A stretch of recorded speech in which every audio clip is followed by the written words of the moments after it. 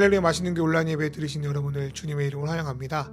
이번 주 맛있는 교회는 추수감사절 예배를 드립니다. 오늘은 저번 주에 이어서 기쁨에 대한 두 번째 말씀을 나누려고 합니다. 이번에 올려지는 추수감사절 헌금은 팔레스타인과 이스라엘 분쟁 지역에 대한 성금으로 쓰여집니다. 주님을 예배하고 찬양하는 저와 여러분 되길 간절히 소원합니다. 예배와 관련된 찬양은 하단에 삽입된 링크를 통하여서 찬양할 수 있습니다.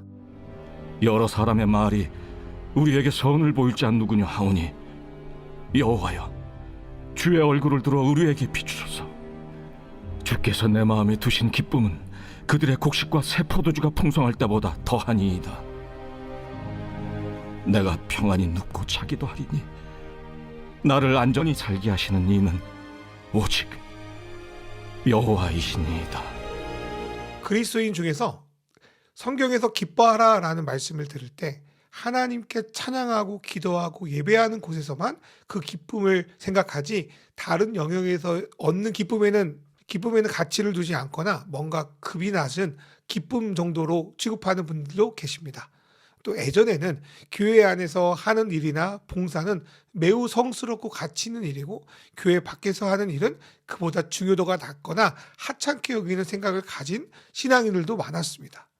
그래서 영적인 그리스도인들은 사회적 이슈나 즐거움에는 관심을 기울이지 않아야 하고 노래도 복음성가나 찬송가나 불러야지 다른 노래를 부르면 예전엔 타락했다고 여기기도 했습니다. 저도 기억해보면 중학교 때 교회 학교 친구들이랑 노래방 갔다가 선배들한테 아주 크게 혼난 기억이 있습니다. 이러한 생각은 일종의 이원론적 가치관에서 오는 것입니다. 이것은 세속적인 것은 추하고 성스러운 것만 고귀하다고 여기며 몸은 무시하고 정신 것에서만 가치를 둡니다. 본래 기독교는 이러한 가치관을 두지 않았던 종교였습니다. 기독교는 영과 혼과 육을 구분해서 말씀하긴 하지만 몸의 중요성을 부정하지는 않고요. 주님이 오시는 날 새로운 몸으로 부활할 거라고 가르치는 것이 바로 기독교입니다. 그래서 1세기와 2세기에는 몸은 추하게 여기고 영만을 중요시 여겼던 영지주의를 이단으로 규정하고 싸웠던 것도 기독교였습니다. 그러나 그리스 철학이나 여러 가지 상황 때문에 어느덧 기독교 안에도 몸은 낮게 여기고 영과 또 정신적인 것만 귀하게 여기는 풍조가 들어와 있고 우리 안에도 있습니다. 물론 세상의 물질만을 쫓고 하나님을 예배하는 것을 등한시 여기는 것은 거부해야 되는 것이 마땅합니다. 그러나 모든 것을 하나님이 만드셨으니 우리가 먹고 마시고 보고 듣는 모든 것을 주 안에서 누리는 것은 우리에게 주신 특권입니다. 예를 들어서 신명기에서 모세는 백성들에게 당부하기를 하나님이 주신 땅에 들어가서 기뻐하라는 명령을 자주 반복합니다. 그것은 정신적으로나 영적으로만 기뻐하라는 것이 아니라 주님이 주신 것, 주님이 주신 소산과 열매와 곡식을 먹으며 기뻐하라는 말씀이었습니다. 특별히 신명기 26장 11절을 보면 하나님은 주님이 주신 온갖 좋은 것을 레위인과 외국인들과 함께 누리라고 권면하고 있습니다. 주님이 만드신 세상은 죄로 인해 깨어져 있습니다. 그러나 주님이 보기 좋았다고 지으신 창조의 아름다움이 완전히 사라진 것은 아닙니다.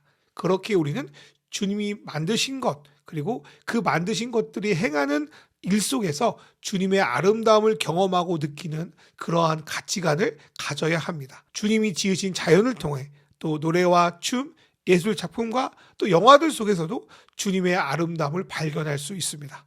그러기 위해서는 첫째로 우리 내면의 기쁨의 계급을 나누고 어떤 것들은 좀 열등하고 어떤 것들은 우월하다는 그런 가치관을 버려야 합니다. 영과 물질은 같이 가는 것이지 따로 분리될 수 없습니다.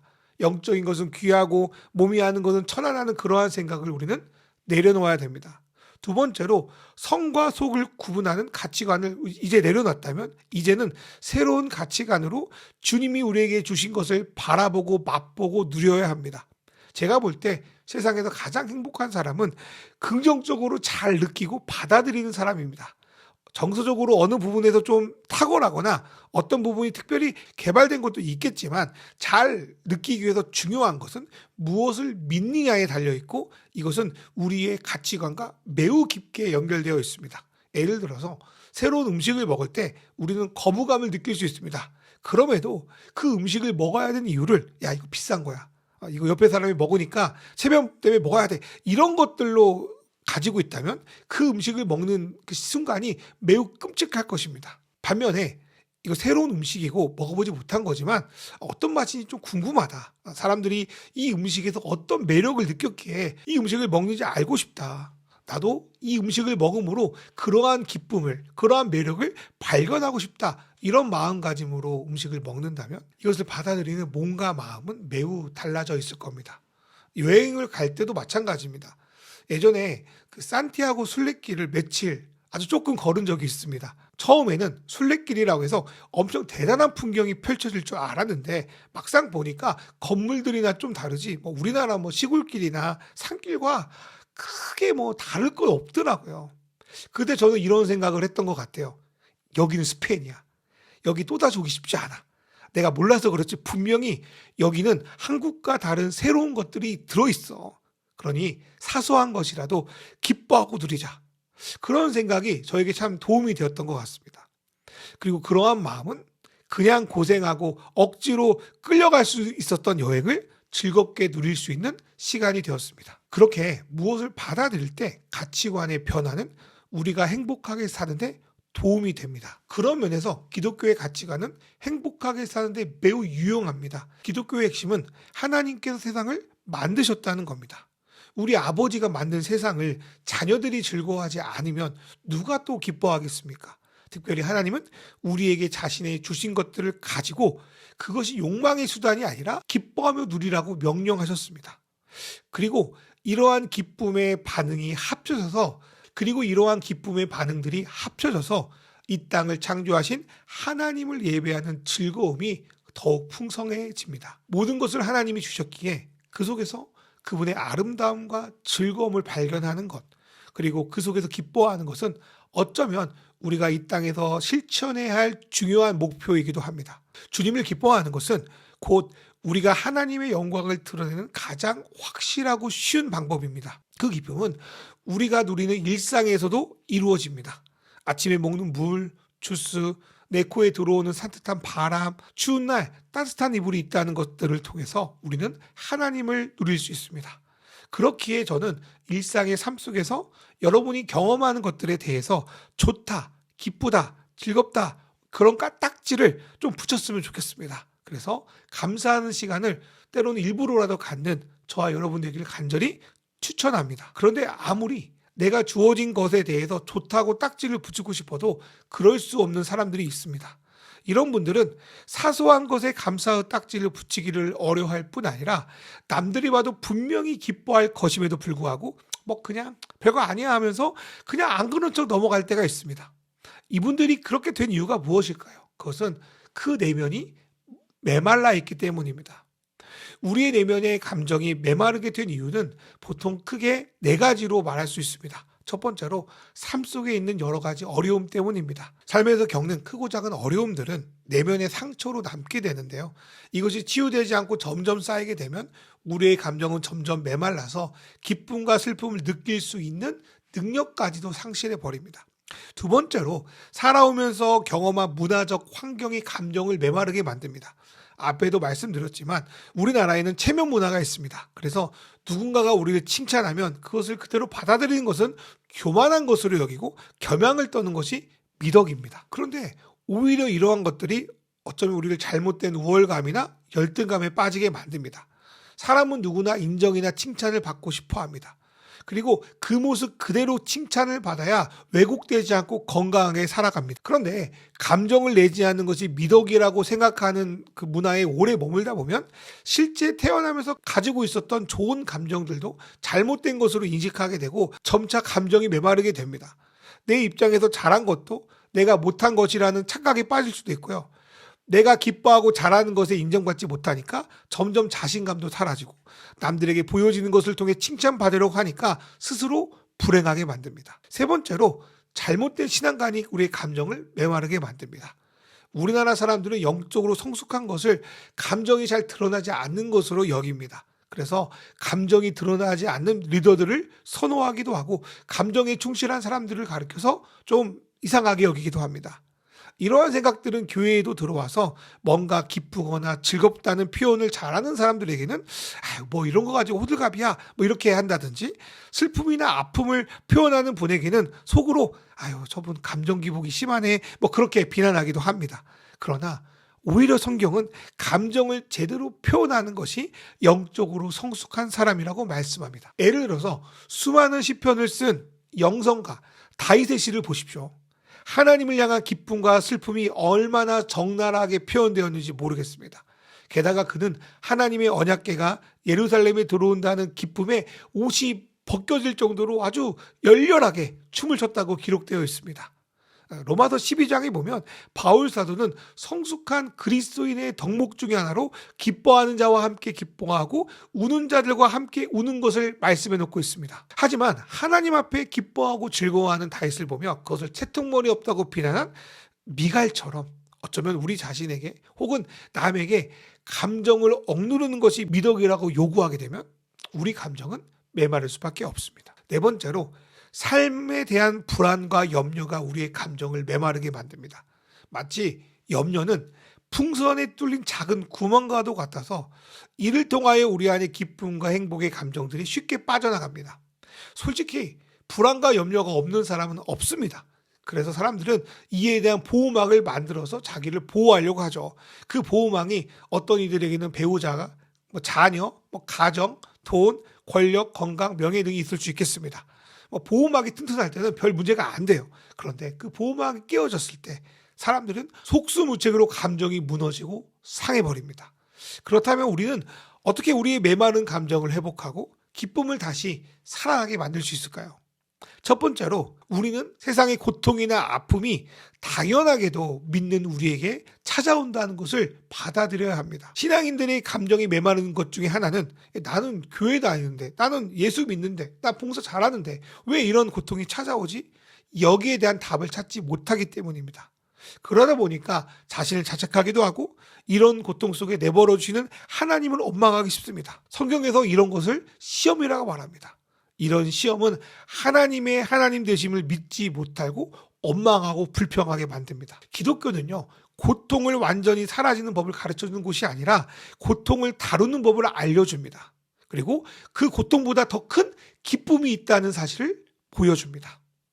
우리 속의 기쁨을 빼앗아 가는 것 중에 하나는 인생의 고통이 없는 게 정상이야. 점점 나아져야 돼. 또 슬픔과 어려움에 빠져 있는 거 정상 아니야. 뭔가 잘못해서 그래. 뭔가 문제가 있어서 그래. 그렇게 생각하는 것 때문입니다. 이런 것들이 해결해야만 기쁨이 온다고 믿기에 지금 기쁨이 들어올 자리가 없습니다. 걱정이나 염려는 미래의 어느 순간 지금 가지고 있는 것들이 없어질 수 있다는 불안감 때문입니다. 여러분, 그렇게 살게 되면요, 우리는 죽을 때까지 불안합니다. 이럴 때 오히려 우리는 언젠가 그런 것들이 없어질 수 있다는 사실을 오히려 받아들이고 인정하며 살아야 합니다. 그리고 하나님께서 그러한 상황들조차도 우리의 마음과 생각을 지키며 일하신다는 것을 믿고 살아갈 때 우리는 기쁨을 받아들이는 통로를 잃어버리지 않습니다. 두 번째로, 우리는 감정을 억압하지 않고 잘 표현해야 됩니다. 슬픔과 기쁨은 동전의 양면과도 같아서요, 기쁨을 느끼려면 그만큼 슬픔도 느껴야 됩니다. 그렇게 감정을 잘 쏟아내야 우리는 행복을 조금 더 누릴 수 있습니다. 예를 들어서요, 우리는 예수를 믿고 맨날 기뻐해야 되는데 나는 왜 슬프지? 힘들지? 그런 것들을 막 숨기려고 해서는 안 됩니다. 슬플 때 슬픈 거 당연합니다. 그래서 슬픈 감정이 들면 자연스럽게 느끼고 신뢰할 수 있는 사람들에게 우리는 표현할 수 있어야 됩니다. 기쁠 때도 그렇습니다. 우리는 이유가 있어서가 아니라 하나님이 우리를 사랑하시니 그 존재만으로 기쁠 수 있습니다. 우리가 기도하는 가장 큰 목적은 기도하면서 하나님을 보기 때문입니다. 하나님의 기쁨을 누리기 때문입니다. 그런데 그렇게 감정을 표현하는 것과 감정을 폭발시키는 건 다릅니다. 물론 사람은 누구나 분노할 수 있고 그에 대해서 표현할 수 있습니다. 그런데 계속 표현하지 않고 그것을 억압하고 살아가면 어느 순간 펑 터지는 수가 있습니다. 그렇게 분노가 폭발하면 본인 마음은 좀 후련할지 몰라도 그 분노는 옆 사람에게 고스란히 전가됩니다. 그렇게 우리는 미리 감정을 잘 표현하는 법을 실천하고 배움으로 그 기쁨을 누릴 수 있습니다. 감정을 잘 표현하려면 첫 번째로 나 자신이 느끼는 감정을 다른 사람이 아니라 내 자신에게 표현할 줄 알아야 됩니다. 솔직히 자신이 화난 이유는 남의 문제보다는 자신의 내면의 문제일 때가 많습니다. 저도 그러한 실수들을 많이 저지릅니다. 감정이 내면으로부터 천천히 오시는 분도 있지만 많은 경우는 감정이 빨리 오기 때문에 미처 나에게 말하기 전에 막 터져 나올 때가 있습니다. 그렇게 되더라도 그 후에라도 먼저 나 자신에게 네가 이런 것 때문에 이런 감정이 생겼구나. 이런 상처 때문에 여기에 크게 반응하는구나 라고 스스로 위로하기도 하고 돌아봐야 되기도 합니다. 이런 것들은 화날 때도 슬플 때도 기쁠 때도 마찬가지입니다. 그렇게 내 감정을 성찰하고 표현하는 습관이 저와 여러분에게 생기기를 소망합니다. 두 번째로 우리는 이러한 감정의 표현을 하나님께 가져가야 합니다. 시편의 기자들을 보면 자신의 감정을 모두 하나님께 아주 적나라하게 표현하는 것을 볼 수 있습니다. 내가 생각한 것이 맞는지 하나님께 묻고 점검하는 것도 있지만 그냥 내 감정을 솔직하게 표현하는 것도 좋습니다. 하나님 힘들어요. 슬퍼요. 화나요. 미치겠어요. 저 나쁜 놈들 쳐 죽여주세요. 막 이런 과격한 표현도 시편에 있습니다. 그런데 그러한 원초적인 표현을 하나님 말고 누구에게 표현할 수 있겠습니까? 또 그렇게 하나님께 내 감정을 쏟아놓고 나면 결국 나를 사랑하시는 하나님만 남게 되고 그분이 주시는 메시지와 기쁨을 얻게 됩니다. 다른 사람에게 감정을 폭발시키면 그것은 남뿐 아니라 자기를 죽입니다. 그러나 그 감정을 하나님께 쏟아넣으면 우리는 나의 모든 것을 품어주시고 이해해 주시고 기쁨으로 돌려주시는 하나님을 발견하고 그분의 말씀을 들으며 영적인 성숙까지도 가져올 수 있습니다. 그 다음에 우리는 세 번째로 다른 사람에게 감정을 표현할 수 있습니다. 특별히 우리는 기쁨을 표현할 연습을 우리 안에서 점점 해나가야 합니다. 별거 아닐 수도 있습니다. 때론 작은 마음의 울림일 수도 있습니다. 말하면 좀 민망해서 숨겨놓을 수도 있습니다. 그러나 신뢰할 수 있는 모임이나 공동체에서 나의 그 작은 감정들, 작은 떨림들을 나와 하나님 앞에 표현한 다음에 그 마음을 가지고 진솔하게 나눌 때 우리의 감정들이 마치 막힌 담이 터지는 것처럼 우리 안에 흐르고 살아나게 되는 것입니다. 그렇게 믿음 안에서 나온 진실한 감정들은 누군가를 상하게 하거나 나에게 부끄러움으로 돌아오는 것이 아니라 우리 마음의 감사로 돌아오게 됩니다.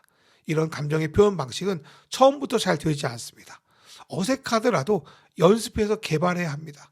그렇게 저와 여러분이 이러한 감정을 믿음 안에서 연습하며 나아갈 때 우리 안의 기쁨이 점점 커지고 깊어질 수 있습니다. 사랑하는 여러분, 주 안에서 기뻐하십시오. 다시 말합니다. 기뻐하십시오. 우리는 감정에 휘둘리는 사람이 아닙니다. 우리는 주의 말씀이 우리 내면에 중심되어서 하나님을 기뻐하는 사람입니다.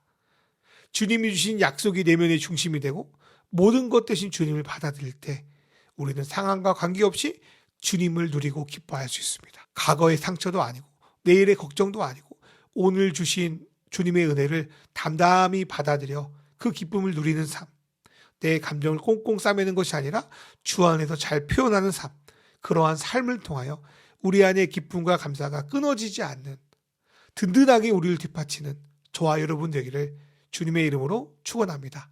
우리 시간 기도하겠습니다. 하나님 아버지, 우리가 가지지 못한 것에 힘들어하거나 가진 것들에 대한 허무함에 흔들리는 것이 아니라 모든 것 대신 주님께 감사하며 그것을 기뻐하며 누리는 사람으로 우리 마음을 세워주소서. 감정을 메마르게 하는 여러 가지 장애물에서 벗어나 감정의 의미를 잘 알고 하나님과 공동체 앞에서 잘 표현하고 나누는 건강한 자아를 우리에게 허락하여 주소서. 주님께서 우리의 모든 삶을 구원하셔서 하나님 나라 백성이 되게 하셨다는 사실을 깊이 깨달아 그 속에서 흘러나오는 기쁨을 누리게 하소서. 이렇게 주신 말씀 생각하며 기도로 나아가겠습니다.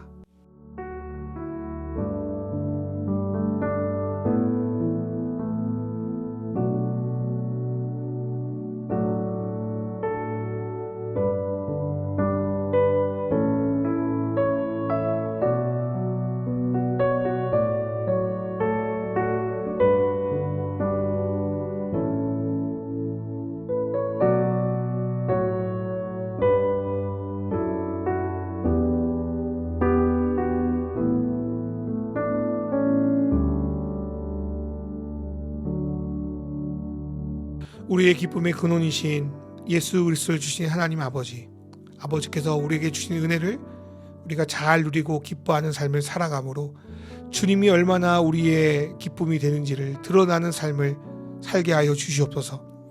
주님을 믿는다고 하면서 주님 말고 다른 것을 찾아다녔던 우리를 용서하여 주시고 돌이키게 하여 주십시오.